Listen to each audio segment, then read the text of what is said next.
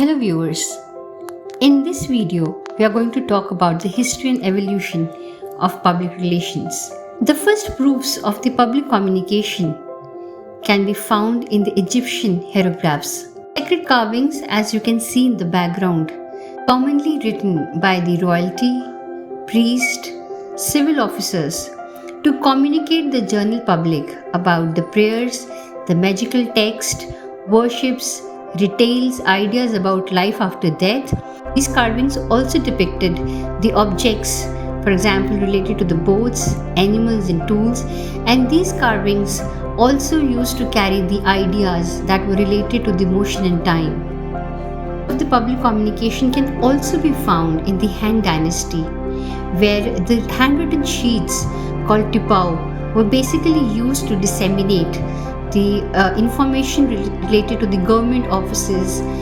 Then came the era of the philosophers who played a big time role in creating the public opinion. So philosophers like Socrates, Plato and Aristotle heavily influenced the Western philosophy.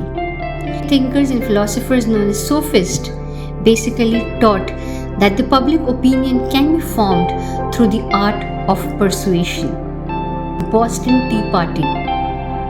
This party basically became popular by the American colonist and a founding father, Samuel Adams, who was also considered as the father of propaganda. Using the written word to motivate the change, he basically inspired this Boston Tea Party as a protest against the Tea Act. So let's now study when the first time the word public relation was used. Thomas Paine wrote a pamphlet with the title Common Sense to persuade the masses in support of the American Revolution. Thomas Jefferson, who was contesting for the American president elections, used the state of thought at one place and used the public relations at another. So let's have a look at the landmark developments by the PR stalwarts. The first among them is P.T. Barnum, also known as the master of press agentry. He relied on the pseudo-events to form the deception in the name of the promotions. He's basically known for making a campaign for a circus named the Greatest Show on Earth.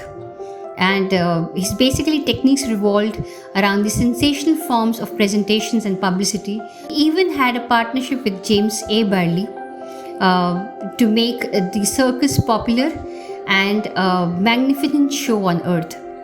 He sent across 21 elephants, including Jumbo, and 17 camel across the Brooklyn Bridge to show its strength. Another stalwart is the Ivy Lee. He basically wrote the Declaration of Principles to the editors at the city newspapers, stated that the press and people have a full right to accurate information and timely information. He positioned himself as a mediator and believed that the rational people make good decisions when presented with correct information. Also hired by the richest man in the world, John D. Rockefeller, to help him change his public image for a vilified oil baron to a well-loved philanthropist.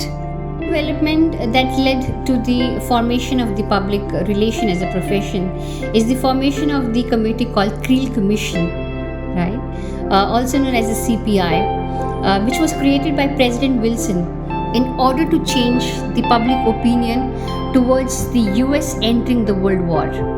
This committee was led by George Creel, right? And they used various techniques to influence the public, from the posters to billboards to a 4-minute men volunteers who spoke at the meetings in the movie theaters to convince the people about US entering the World War.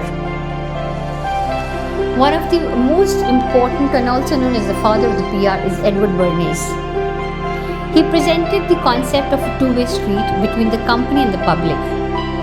In his groundbreaking book, Crystallizing Public Opinion, in which he laid down the principles, practice and ethics of the profession. In his view, a PR practitioner was a special pleader with two big hurdles to overcome. First one being the public's reluctance to acknowledge a dependence on the public or a people or a groups. And second, by the establishment of a profession itself. He's popularly known for his campaign, The Freedom of Torch. Further on, the PR as a profession also developed during the Depression. Basically, the National Association of Manufacturers became the first industry, right, to create a PR department, launching a 13-year campaign to improve the public attitudes towards business. The campaign involved a lot of movie shots, leaflets, a radio serial titled The American Family Robinson, and a daily column. Later on, the World War II also saw the introduction of a variety of PR techniques. In Germany, Joseph Goebbels headed the propaganda movements for Hitler, ensuring that all communication was in support of the Nazis regime.